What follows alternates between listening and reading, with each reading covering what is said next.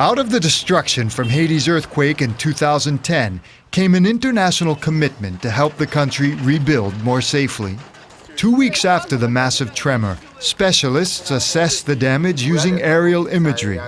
Those images and follow-up evaluations on the ground produced these nationwide multi-hazard maps for reconstruction. Alors là, on peut retrouver les maisons jaunes, vert, rouge qui ont été évaluées par la Banque mondiale au début, juste après le séisme. On retrouve le nombre de maisons impactées par justement ces ravines et nous avons pu aussi récupérer par exemple la liste des canaux existants et pouvoir voir tout ce qui concerne l'écoulement des eaux et les risques liés à ces écoulements des eaux avec les maisons que nous avons sur le côté. The detailed maps provide Haiti and international donors information on what has been damaged in the country and where.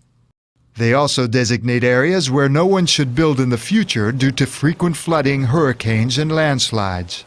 This multi-hazard assessment is part of Haiti's larger disaster risk management activities funded by the World Bank and the Global Facility for Disaster Reduction and Recovery. The activities have included the training of hundreds of engineers to evaluate more than 400,000 buildings and homes in 90% of areas most affected by the massive earthquake that struck Haiti 2 years ago. Oui, le ministère de l'Art public, avec un financement de la Banque mondiale, a mis au point un bureau technique d'évaluation de bâtiments.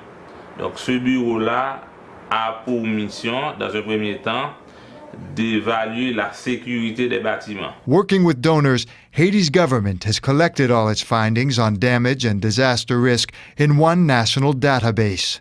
This database and new national guidelines on safe rebuilding practices are now being used by development organizations in deciding where and how to build or rebuild schools, hospitals, and homes. In similar disaster risk efforts, the World Bank is helping civil protection committees throughout Haiti determine who is at risk in the event of any future disasters.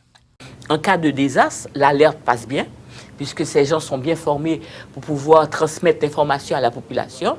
Et donc les réseaux sont établis à travers ces comités. Et nous savons que lorsque l'alerte est bien lancée, nous avons une réduction du nombre de fatalités. In the flood-prone district of Tabar and Port-au-Prince, a civil protection committee is out on an exercise. The volunteers warn neighborhood residents to take only important documents and seek shelter at the local municipality in the event of major rains.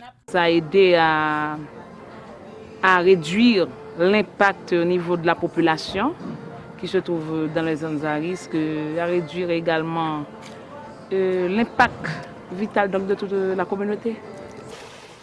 Good data on risks, say the protection committees, is sure to save lives ahead.